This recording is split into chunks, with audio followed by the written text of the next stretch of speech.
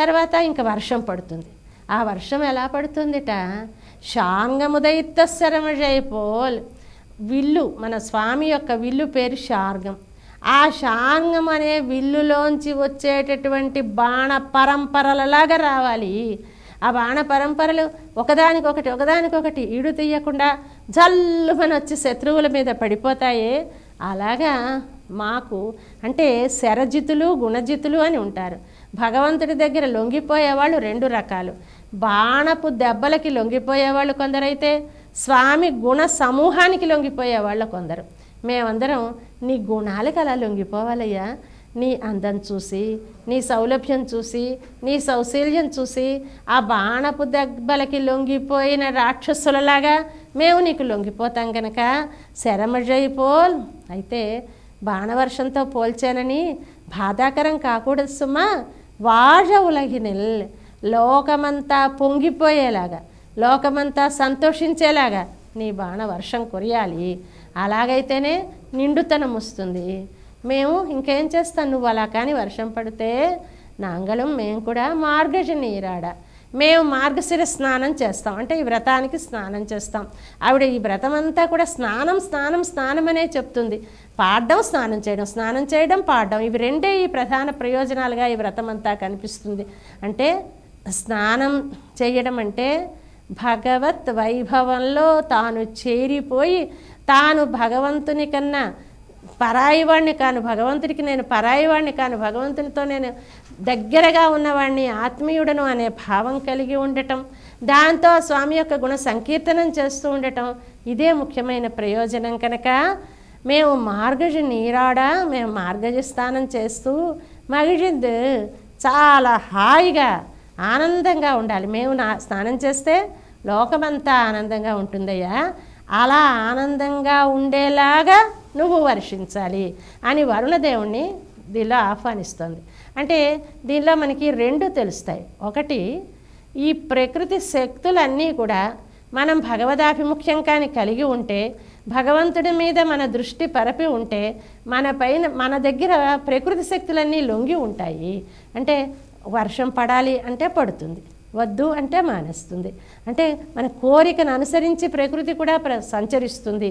అలాంటి స్థితిలో ఉంది కనుక అమ్మ వరుణదేవుణ్ణి ఆహ్వానిస్తుంది. ఒకటి కాక మనం మన ప్రవృత్తిలో మనం ఏ పని చేసినా ఎలా చెయ్యాలి అంటే, ఇదిగో ఆ లోనంట ములిగి వరుణదేవుడు లోపల నుంచి నీటిని పీల్చుకొని వర్షించాలి అని చెప్పినట్టుగా మనం ఏ ప్రవృత్తిలో ఉంటే ఆ ప్రవృత్తిలో పూర్తిగా అంకిత భావంతో చేయాలి. వంట చేసాం అనుకోండి, ఏదో అవుతుందిలే అని వంట చేయకూడదు. అబ్బాయి ఇది చాలా రుచిగా కుదరాలి, మన అబ్బాయి లేదా మన వారో ఎవరో చుట్టుపక్కల అందరూ ఎంతో హాయిగా తినాలి అని తృప్తితో అది వాళ్ళు తినడం తన అదృష్టం అనుకుంటూ చేయాలి, కనీసపు పని.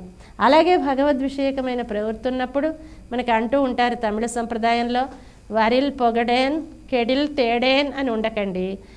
వస్తే పుచ్చుకుంటానండి, లేకపోతే దానికోసం అంత తల్లడపడిపోను అనుకోకండి. కావాలి కావాలి అనే తపనతో ఉండండి.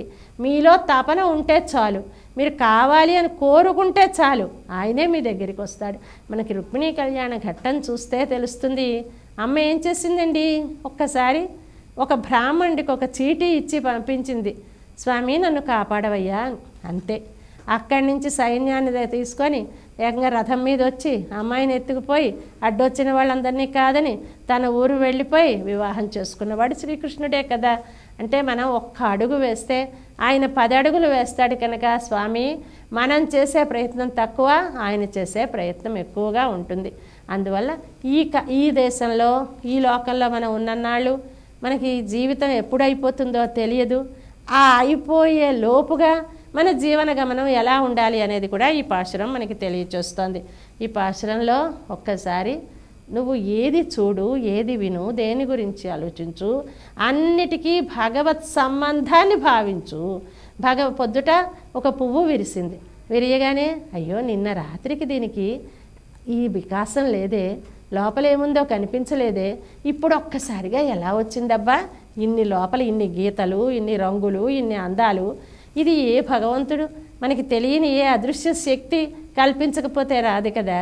ఇదంతా భగవానుని యొక్క మహిమ అని ప్రతి సృష్టిలో ఏది చూసినప్పుడు కూడా నీకు భగవద్భావన కనుక నిండార కలిగితే చాలు. నువ్వు చేసేది ఏ పని చేసినా చెయ్యి. నీ పిల్లల్ని ప్రేమించు, నీ భార్యని ప్రేమించు, నీ ఇంటిని అలంకరించు.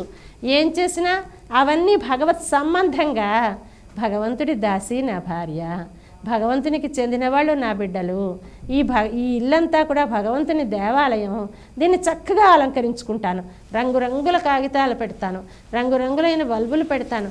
ఏం పెట్టు, ఇదంతా భగవంతుడి దేవాలయం అనే భావన కానీ ఉంటే అదంతా నీకు అనుకూలమే అవుతుంది. అందుకని ఈ పాశురంలో మనకి ఏం చెప్తున్నారు, మనం తప్పకుండా భగవంతుడి కోసమని భగవద్ అర్పణ బుద్ధితో భగవద్భావనతో కనుక ఈ నిత్య జీవితంలో మనం నడుస్తే ఏం పర్వాలేదు. నీ జీవిత గమనం ఏం మార్చుకోక్కర్లేదు. మార్చుకోకుండా నువ్వు మామూలుగా ఉంటూ నీ వెళుతున్న ఆ ప్రేమ ప్రసరిస్తున్న దారి మాత్రం మార్చు. ఇన్నాళ్ళు ఇప్పుడు టీవీ చూస్తుంటే ఒక ఛానల్లో ఉన్నది మనం రిమోట్ తోటి నొక్కి మరొక ఛానల్కి మార్చినట్టుగా ఇన్నాళ్ళు నీకు ప్రేమ ఇతర విషయాల మీదకుంది. ఆ ఇతర విషయాల మీదకున్న ప్రేమని భగవద్ విషయానికి మళ్ళించు. భగవద్ విషయానికి మళ్ళించినప్పుడు ఇప్పుడు ఏమవుతుంది, దేనిలోనూ ఇప్పుడు ఇన్నాళ్ళు మన అబ్బాయిని ప్రేమించామనుకోండి, ఓ జామిపండు చూడగానే మా అబ్బాయికి జామిపండు ఎంత ఇష్టమో అనిపిస్తుంది కదా. అలాగే ఇప్పుడు ఈ ప్రేమ కనుక భగవద్ అభిముఖమైతే ప్రతి ప్రకృతి శక్తిలోనూ, ప్రతి చుట్టూ ఉన్న ప్రతి దానిలోనూ భగవద్భావన అలవడుతుంది. ప్రతి దానిలోనూ స్వామి యొక్క అనుగ్రహం కనిపిస్తుంది. అదిగో అలా కనిపించిన నాడు నీకు ఇంక మరేం బెంగలేదు.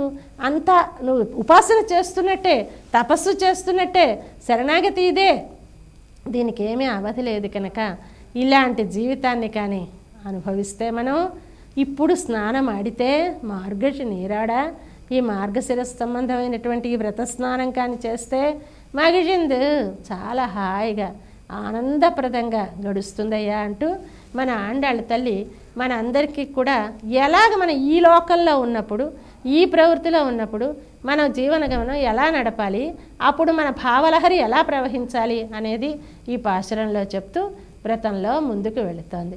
జై శ్రీమన్నారాయణ. ఆండాళ్ దివ్య తిరువడిగళే శరణం. 108 వైష్ణవ దివ్య దేశాల్లో శ్రీవిల్లి పుత్తూరు 106వది. ఇదే భూలోకంలోని చిట్ట చివరి దివ్య దేశం.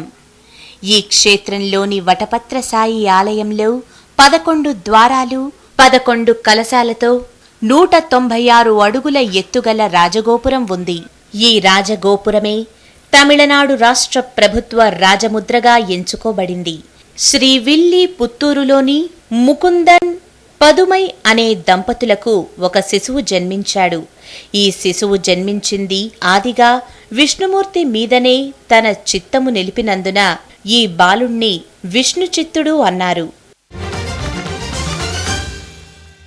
మీ అభిప్రాయాలను, సూచనలను మాకు తెలియజేయాల్సిన చిరునామా భక్తి TV, care of Rachana television private limited, road number 92, Jubilee hills, Hyderabad 5,96,000. మా ఇమెయిల్ ఐడి bhaktihyd@gmail.com. మా వెబ్సైట్ www.bhaktitv.org. Phone number 901012223333.